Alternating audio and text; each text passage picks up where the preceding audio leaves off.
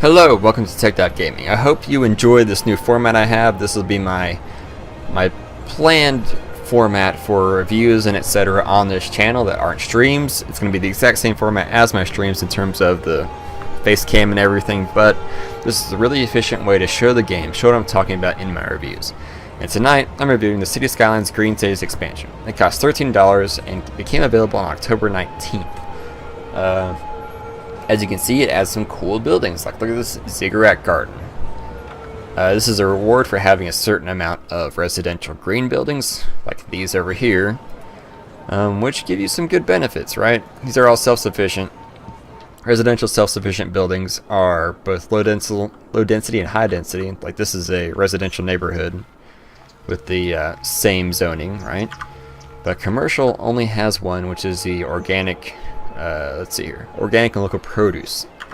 So there are no office buildings for this zone format, but that's not a big problem because they added in for the office buildings, they added the IT cluster kind of section, which is pretty cool looking. They're really tall skyscrapers. This was not even told about in the advertising or anything for this game, how there's these huge cool clusters, and these have their own effects, like it takes half the workers, but it produces 30% more money at the cost of 30% more electricity. So, you know, more kind of zone variety, I guess, which is really good because it adds more variety to the city.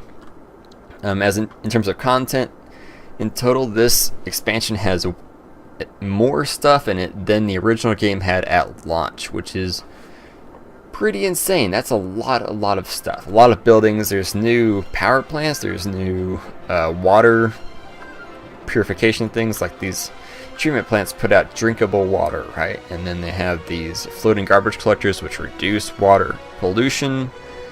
You have new, like this solar updraft tower right here for generating electricity.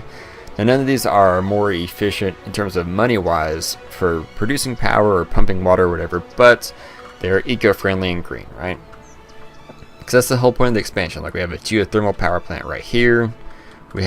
Finally we have recycling centers as a part of the base game, which is great because the modded ones are pretty good, but some of them were really cheaty. This puts a nice baseline recycling center into the game. Other than that, I feel like this expansion pack, more so than any other expansion pack for City Skylines, changes the face of the game because it adds so much. It adds so many buildings.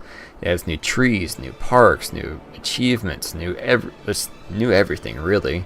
New schools. Man, I can't think of a thing that isn't new. It also adds in, it's not just be part of the base game, but it does add in road mods. So they'll be probably coming out very soon. There'll be highways that'll have 4, 5, 6 lanes, different kinds of off ramps. Hopefully, maybe some traffic improvements too, because one of my main issues with this city is traffic will not merge properly. But that's been a problem since the game launched anyways. But, so yeah, that's kind of my review of it.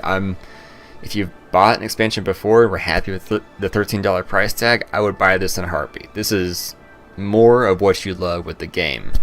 It doesn't really skip out on anything else. Yeah. That's it. I hope you enjoyed the review. Please go out and buy this expansion. I have no problems recommending it. It's great. If you want to check out my building of this city, I have the VODs up on this channel right now. You can check those out. It's probably about 4 or 5 hours worth of just kind of plugging away, exploring the new options, seeing what everything really does. That's probably more of an in-depth review than what I'm giving you right now. But anyways, I'm out. Thanks for watching. See you next time.